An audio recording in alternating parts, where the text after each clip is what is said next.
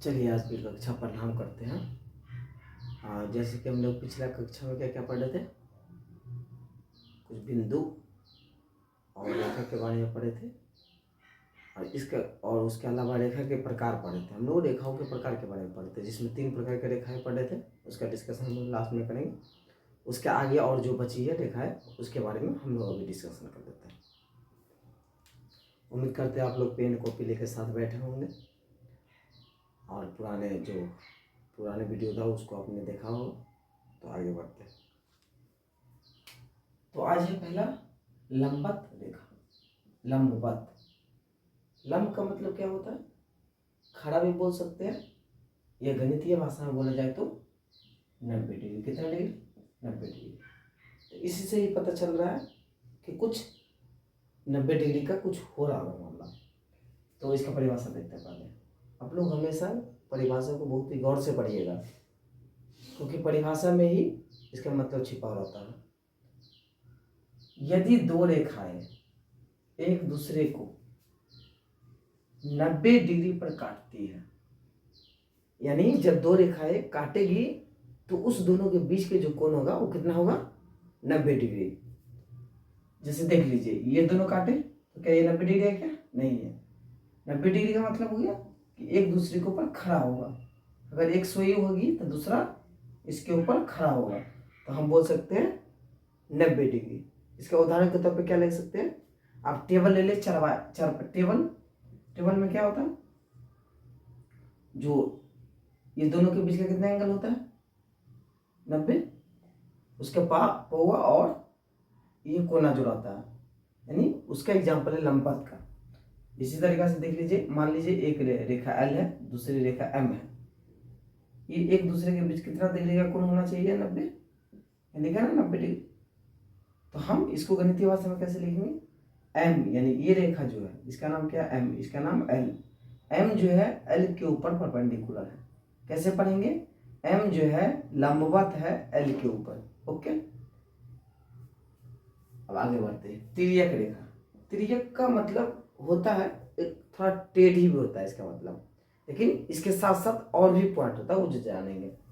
यदि वह रेखा, देखिए वह रेखा जो दो, ये पॉइंट को समझ में आ रहा है, दो या दो से अधिक रेखाओं को अलग अलग, एक बिंदु पर नहीं है, अलग अलग बिंदुओं पर काटती है, उससे तिर्यक रेखा कहते हैं। अब जैसे समझ लीजिए, दो रेखा एल एम है ना, दो रेखा एल ये वाला और एम ऊपर वाला। इसको आप देखिए कि एक रेखा पी क्या कर रही है? दो बिंदु पर काट रही है, यहाँ पर भी काट रही है, यहाँ पर भी काट रही है। तो लिखा है ना, अलग अलग बिंदुओं पर काटती है। तो ये जो रेखा है, यानी ये दोनों को कौन काट रही है? ये रेखा काट रही है, इसका नाम क्या है? पी।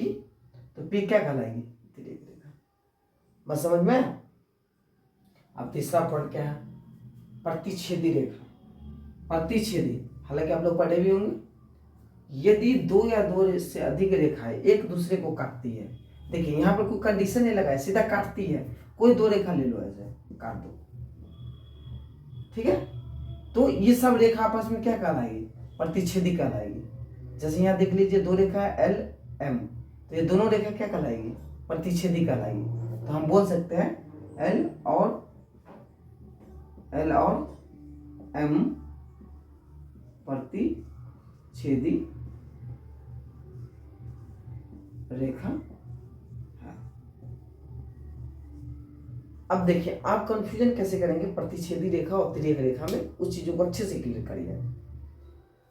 देखिए क्या बोल रहा है कि प्रतिच्छेदी रेखा मतलब एक दूसरे को कहीं भी काट दे, इसमें कोई कंडीशन नहीं है। यहाँ भी काट देगा, यहाँ भी काट सकते हैं, यहाँ भी सारा प्रतिच्छेदी हो जाएगा।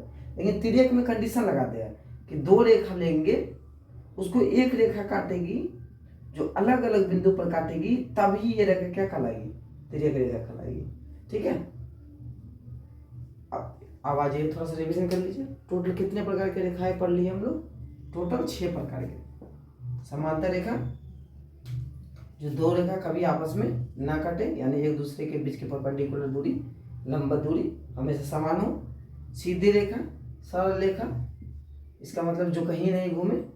वक्र रेखा, जो टेढ़ा मेढ़ा, आम भाषा में समझो। उसके अलावा लंबवत रेखा जो एक दूसरे पर कितना डिग्री का कोण बनाए, 90 डिग्री का। उसके बाद तिर्यक रेखा। तिर्यक रेखा क्या था, दो रेखा को जब एक रेखा अलग अलग बिंदु पर काटती हो तो क्या कहलाएगी, तिर्यक रेखा। प्रतिच्छेदी रेखा जो रेखा एक दूसरे को काटती हो, प्रतिच्छेदी रेखा।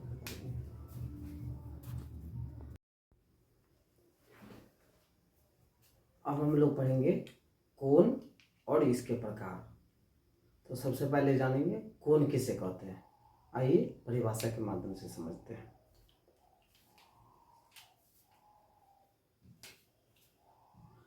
ऐसी आकृति जो दो रेखाओं, कितना रेखा, दो रेखाओं या दो भुजाओं से बनी हो, इसके अलावा उसके बीच एक बिंदु क्या हो, उभयनिष्ठ हो। उभयनिष्ठ का मतलब क्या समझ में आया,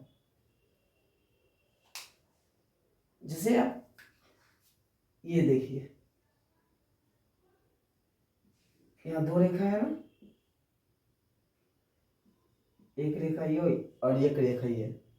मान लीजिए इस रेखा को उठा के यहाँ लाना है, तो उठा के मान लीजिए इसको उठाया और यहाँ ले आया ऐसे, तो देखिए तो ये बिंदु दिख रहा है ना। अगर इस रेखा को हटाएंगे तो ये बिंदु यहाँ आएगा, और इसको अलग करेंगे तो ये बिंदु यहाँ आएगा, यहाँ। इसी दोनों को मिला है तो ऐसा बना है। देखिए ये बिंदु क्या हो रहा है कि दोनों में आ रहा है, यानी एक ही बिंदु से दोनों रेखा काम चल जा रहा है। तो इसीलिए बोला कि ये दो रेखाओं से बनी हो, एक रेखा दो रेखा, और साथ साथ एक बिंदु क्या हो, दोनों में उभयनिष्ठ हो। तो ये जो आकृति जो आप देख रहे हैं, ये वाला हिस्सा, इसी आकृति को हम लोग बोलते हैं कोण। समझ में आया क्या? अब आगे बढ़ते हैं। कोण के प्रकार। तो कोण मूल रूप से 6 प्रकार के होते हैं। न्यून कोण, समकोण, अधिक कोण, सरल कोण, प्रतिवर्ती कोण और पूर्ण कोण। फिर से देख लीजिए, न्यून कोण, समकोण, अधिक कोण, सरल कोण, प्रतिवर्ती कोण, पूर्ण कोण। अब हम सबका प्रॉपर परिभाषा देखेंगे और एक आकृति के माध्यम से समझेंगे। न्यून कोण, किसी कोण का मान 0 डिग्री से क्या है, 0 डिग्री से अधिक और 90 डिग्री से कम। मतलब एक ऐसा कोण, एक ऐसा अंक सोचिए जो 0 डिग्री से अधिक हो और 90 से कम हो। तो मतलब 1 से लेकर के 89 तक। तो उदाहरण के तौर पर कुछ ले लिए, 15 डिग्री, 45 डिग्री, 75 डिग्री और 89 डिग्री। एक कोण के माध्यम से भी आप ऐसे बना सकते हैं। ये सारा कोण क्या कहलाएगा, न्यून कोण। सबका मान आप देखिए 0 डिग्री से अधिक है और 90 से क्या है, कम है। अब आगे बढ़ते हैं। समकोण, जब किसी कोण का मान बिल्कुल 90 हो, एकदम एग्जैक्ट 90 आ जाए, तो हम बोलेंगे वो कोण क्या है, समकोण है। अब जैसे देख लीजिए, इसका मान कितना है, 90 है ना। एक रेखा ये और एक रेखा ये एक दूसरे को मिलता है, यहाँ पे कितना डिग्री का कोण बनाता है, 90। समकोण, इसको लंबवत कोण भी बोलते हैं। अब देख सकते हैं इसके माध्यम से, देखिए एक दूसरे के ऊपर सीधा खड़ा है ना, ये बीच के गैप जो आप देख रहे हैं ना, ये वाला, यही क्या है, समकोण है। अब आगे है अधिक कोण। नाम से ही लग रहा है अधिक, मतलब अधिक होगा, लेकिन अधिक होगा तो कितना अधिक, देखते हैं। जब किसी कोण का मान देखो 90 से अधिक, कितने, अब ये बोले ना अधिक, तो 90 से अधिक और 180 से कम, कंडीशन लगा दिया। 90 से अधिक होगा और 180 से कम। तो आप कोई संख्या सोचिए अपने आप, जो 90 से अधिक हो और 180 से कम। 91, 92, 93 से लेकर के 179 तक आ जाएगा इसमें। उदाहरण के माध्यम से समझिए, 100 डिग्री क्या है, 90 से अधिक है और 180 से क्या है, कम है। ये भी देखिए 120, 90 से अधिक, 180 से कम। उसी तरीके से आप यहाँ भी देख सकते हैं, 90 से अधिक और 180 से कम। उसके बाद आगे है सरल कोण। सरल कोण मतलब सीधी कोण। जब किसी कोण का मान 180 डिग्री हो, कितना हो, 180 डिग्री हो, तो उसको क्या बोलेंगे, सरल कोण बोलेंगे। तो कैसे बनेगा, आप देख लीजिए, मान लीजिए ये दो भुजा है, इसको हम ऐसे सटा दिए, ये दो भुजा है ना, ऐसे सटा दिए, ये देख रहे हैं ना, ये इस तरीका से जो कोण बन रहा है 180 आधा चांद बनेगा नहीं, तो यही इसी को क्या बोलेंगे, सरल कोण बोलेंगे। देख लीजिए आधा चांद, आपके पास आधा चांद होगा ना, एक आधा चांद में कितना होता है, अब देखिए गौर से उसको, तो उसमें 180 डिग्री होता है, 0 से स्टार्ट होती है और 180 पे जाके खत्म होती है। उसके बाद आती है प्रतिवर्ती कोण, इसमें बहुत कंफ्यूजन होता है, इसलिए इस चीज को अच्छे से समझिए। जब कोण का मान 180 डिग्री से अधिक हो तथा 360 डिग्री से कम हो, क्या बोल रहा है, 180 से अधिक 360 से कम। आप फटाफट सोचिए, 181, 82, 200, 240, 250, 310, 350, यानी 360 से कम तक लेना है। एक एग्जांपल के लिए तौर पे ले लिए 220 डिग्री, 190 डिग्री, यानी ये वाला बाहर वाला जो कोण है ना, यही प्रतिवर्ती कहलाएगा। इधर वाला तो न्यून कोण हो जाएगा या अधिक कोण हो जाएगा, लेकिन हमको प्रतिवर्ती को बोलेगा तो ये बाहर वाला, देख रहे हैं ना, 180 से अधिक है 360 से कम, यहाँ भी 180 से अधिक 360 से कम है।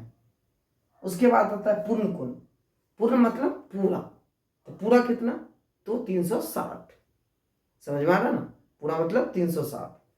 देखिए यहाँ दो रेखा ले लीजिए, एक रेखा जैसे मान लीजिए ये हमारा एक रेखा ये और एक रेखा ये, 180 बनाए, ऐसे बढ़ाते चले, कोण बढ़ते चले गए, दोनों चिपका दिए। देखिए ऐसे करके घुमाएंगे तब कितना बना है, 360 डिग्री बना ना। यानी आप ऐसे भी देख सकते हैं, आधा चांद ऊपर और आधा चांद नीचे। और अभी बताए थे कि आधा चांद का मान कितना होता है, 180 डिग्री, तो ऊपर आधा चांद है, नीचे आधा चांद है, तो 180 प्लस 180 कितना हो गया, 360 डिग्री। आप लोग वीडियो को रोक करके आराम से समझ के लिख लीजिए, नोट्स बना लीजिए, फिर डिस्कशन करेंगे अगली क्लास में।